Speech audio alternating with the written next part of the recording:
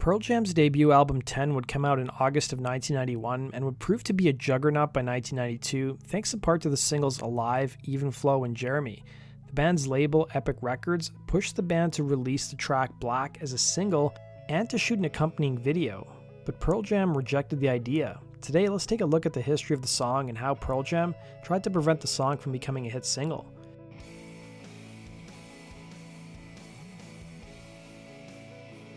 Formed in the ashes of Mother Love Bone, a band I've previously covered on my channel, guitarist Stone Gossard, bassist Jeff Ament would form a project with guitarist Mike McCready and look for a new frontman.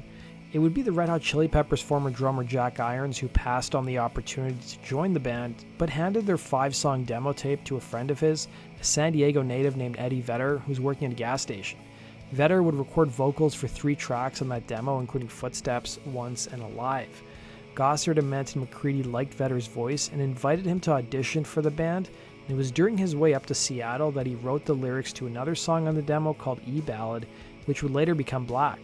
While Vedder was mum on the song's meanings for nearly 2 decades, he would reveal in the Cameron Crowe documentary PJ20, the song is about letting go. It's very rare for a relationship to withstand the Earth's gravitational pull, and where it's going to take people and how they're going to grow. I've heard it said that you can't really have a true love unless it was a love unrequited. It's a harsh one because then your truest one is the one you can't have forever. It was said that the song was written about Vedder's first girlfriend, Liz Gumbel, who was 1 year younger to him, as they would start dating in 1981 after being cast in a school play together. The pair would become inseparable, and when Gumbel went away for a short vacation with her family, Rolling Stone would write, and I quote, "He wore her scarf wrapped around his neck every day till she came back." By Vedder's senior year, though, Gumbel broke up with Vedder, with friends claiming he was inconsolable after the breakup. He left the drama club, dropped out of school before graduating, and moved to Chicago to be closer to family, they would write. Pearl Jam's debut record 10 sold well over 12 million copies, but with the success came the spotlight, something the band was never comfortable with. At one point, Vedder contemplated leaving the band and becoming a solo artist and selling his music directly to fans from the luxury of his own home.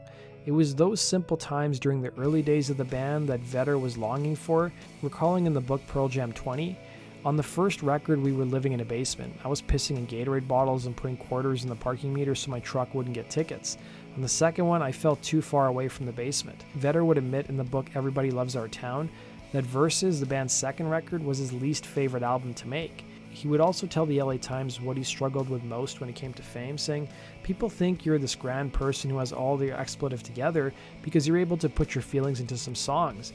They write letters and come to shows and even to the house hoping we can fix everything for them, but we can't because we don't have all our expletive together. What they don't understand is that you can't save somebody from drowning if you're treading water yourself," he'd say. To illustrate just how powerful music videos were back then, prior to Pearl Jam releasing the music video for Jeremy, their album 10 sold around 500,000 to 1 million copies. After the video hit MTV, the sales quickly hit 2 million and then 5 million copies. While there were people at their label Epic Records who were supportive of the band's wishes, not everybody was on board. Despite the success, Epic Records wanted another hit from the album and asked for the song Black to be released as a single with an accompanying video, but the band said no. The reason was twofold: the personal nature of the song, and number 2, overexposure. Vedder would tell author Mark Yarm in the book Everybody Loves Our Town, "I felt that with any more popularity that we were going to be crushed or our heads were going to pop like grapes." Rolling Stone would do a fantastic piece on the band in 1993 during the promotional push for Versus, writing about the battles over the song Black, stating, and I quote, "The band held numerous meetings. Where do we draw the line?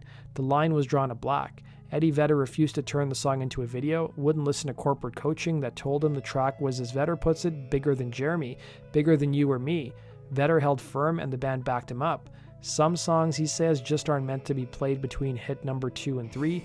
You start doing those things, you'll crush it. That's not why we wrote songs. We didn't write to make hits, but those fragile songs get crushed by the business. I don't want to be a part of it. I don't think the band wants to be a part of it," he would say. The band and label reached a compromise, agreeing to release Oceans as the final single off the record, along with a video that got little to no promotion. Despite the trade-off, Black would still find a huge audience when it peaked at number 3 on the Billboard mainstream rock charts. Rolling Stone had published an article about just how far-reaching the song was, writing, "And one night, while sitting on a deserted coastal sand bluff contemplating life after the death of a friend, he heard strange voices coming from the hill behind him. They were singing Black, the fragile song that to Vedder had come to symbolize the over-commercialization of the band. He'd fought to keep it from getting overplayed, didn't want a video made of the song. Vedder hiked out of the bushes to ask the surprised hikers not to sing the song. Months later, he still remembers their odd and concerned looks as they faced the angst-filled author of the song. Even a radio station in Charlotte, North Carolina, 106.5 The End, would claim to its listeners that around the time that Black was getting heavy airplay on rock radio, they, along with other rock stations, supposedly got phone calls from Vedder asking for the song not to be played. That does it for today's video, guys. Thanks for watching. Be sure to like button and subscribe, and we'll see you again, Rock, Roll, True Stories. Take care.